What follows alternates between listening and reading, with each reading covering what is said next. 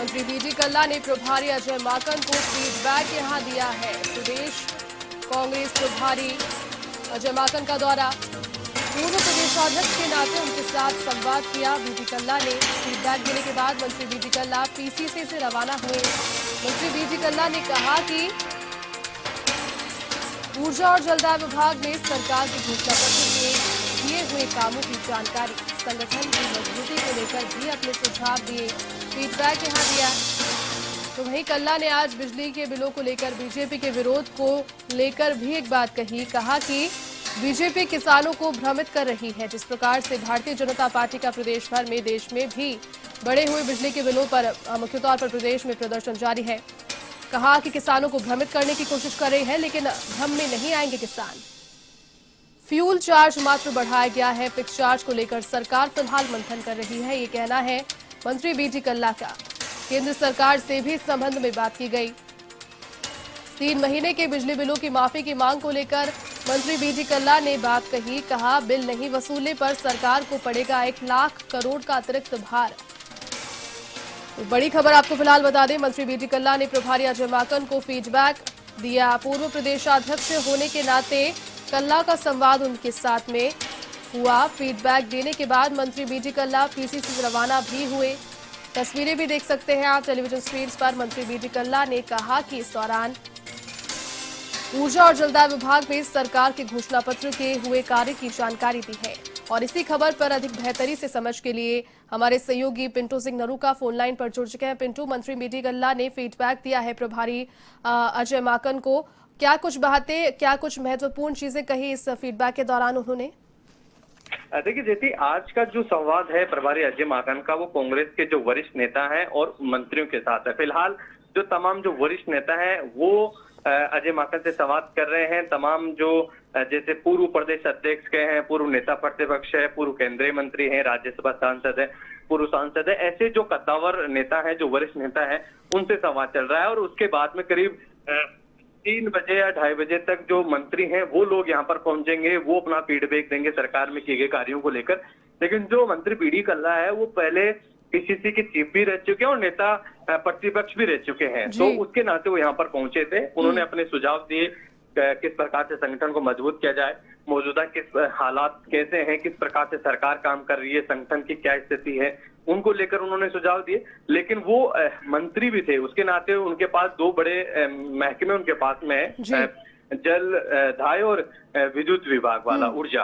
तो कहीं ना कहीं ऊर्जा और जो जल बड़े महत्व हैं, उनसे रिलेटिव जो काम हुए सरकार के, उनकी उन्होंने जानकारी दी कि जो घोषणा पत्र में सरकार ने जो वादा किया था इन दोनों विभागों से संबंधित, उनमें अब तक कितना काम हुआ है वो उनको जानकारी दी है। साथ ही उन्होंने कहा कि संगठन को किस प्रकार से आने वाले समय में मजबूत किया जाए, उन सब चीजों को लेकर अपने सुझाव रखे हैं। किस प्रकार से एकजुट हो, सत्ता और संगठन में किस प्रकार से तालमेल हो, कार्यकर्ताओं की किस प्रकार से सुनवाई होती है, ये सब चीजें उन्होंने अजय माकन के सामने अपनी बात रखी है।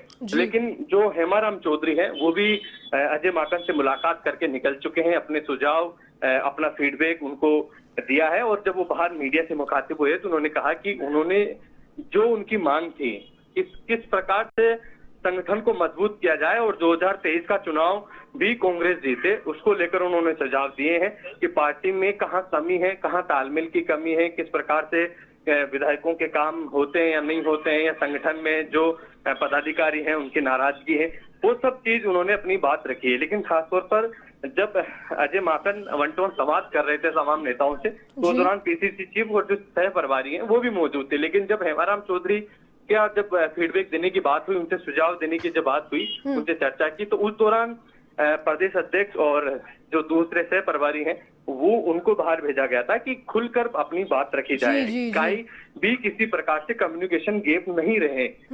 तो जब बातें खुलकर सामने आएगी तो ही विवाद का हल होगा। इसीलिए अजय माकन ने उनसे अकेले में बात की, उनके सुझाव लिए कि आने वाले समय में कांग्रेस मजबूत हो। तो फिलहाल तमाम नेताओं से संवाद का दौर जारी है। 1-to-1 संवाद कर रहे हैं अजय माकन, उनके सुझाव ले रहे हैं, सरकार किस प्रकार का काम कर रहे हैं वो जानकारी ले रहे हैं, संगठन में आगे किस प्रकार से संगठन को मजबूत किया जाए, आगे संगठन किस प्रकार से लोगों को इसमें जिम्मेदारियां दी जाए, राजनीतिक नियुक्तियां किस प्रकार से हो, उन सब चीजों को लेकर सुझाव ले रहे हैं। तो कहीं ना कहीं कह सकते हैं कि मंथन है अजय माकन का। अजय माकन की ये कोशिश है कि आने वाले समय में कांग्रेस को मजबूत करें, पूरे असंतोष को दूर किया जाए, कांग्रेस को एकमुखी बनाया जाए, सत्ता और संगठन का तालमेल हो। उसी की ये कोशिश है कि तमाम वरिष्ठ नेताओं को साथ में ले रहे हैं कि जो राष्ट्रीय नेतृत्व ने उनको जो जिम्मेदारी दी है कि कम्युनिकेशन गैप दूर हो, पूरी जी। कांग्रेस एकजुट हो। इसीलिए तमाम नेताओं की बात जानने की कोशिश की जा रही है कि पार्टी सबसे बड़ी है, पार्टी ही सब कुछ है, क्योंकि एक व्यक्ति बड़ा नहीं होता है और पार्टी को मजबूत करना सबका मिशन है। उसी को लेकर उनसे संवाद है। उसके बाद में वो मंत्रियों से चर्चा करेंगे कि घोषणा पत्र में जो वादे किए गए थे उनको लेकर कितना क्रियान्वयन हुआ है, जी। कितना काम अब तक हुआ है, कौन कौन से बड़े वादे जो पूरे हुए हैं, कौन से पैरेलल चल रहे हैं, इन सब चीजों को लेकर मंत्रियों से जानकारी लेंगे। जी। तो कहीं ना कहीं काफी महत्वपूर्ण हो जाता है। दो जो जिम्मेदारियां हैं कि लगातार सचिन पायलट और कुछ लोग का आरोप था कि जो घोषणा पत्र में जो वादे किए थे वो काम नहीं हो रहे थे, तो उनको लेकर भी वो सुझाव लेंगे और दूसरी जो कोई नाराजगी है उन सब चीजों को लेकर वो चर्चा करेंगे। तो फिलहाल वरिष्ठ नेता एकाएक यहाँ आ रहे हैं, अपनी बात रख रहे हैं और वापस जा रहे हैं। उसके बाद में मंत्री लोग आएंगे, तो अजय माकन पूरा निचोड़ कहीं ना कहीं निकालने की कोशिश कर रहे हैं। जी जी, जी। बहुत शुक्रिया पिंटू तमाम जानकारी के लिए। साथ जुड़ने के लिए नजर बनाए रखिए।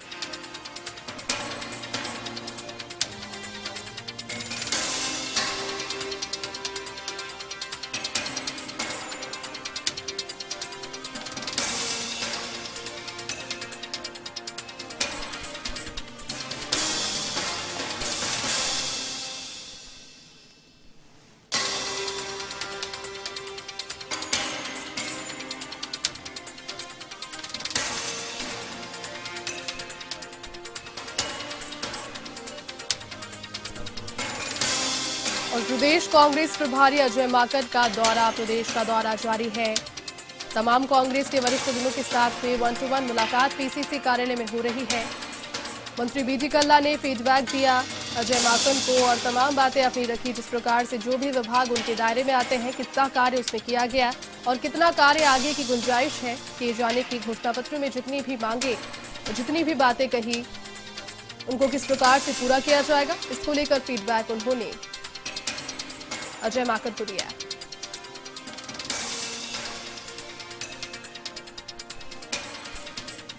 और पूर्व प्रदेशाध्यक्ष होने के नाते संवाद उनका उनके साथ में हुआ। फीडबैक देने के बाद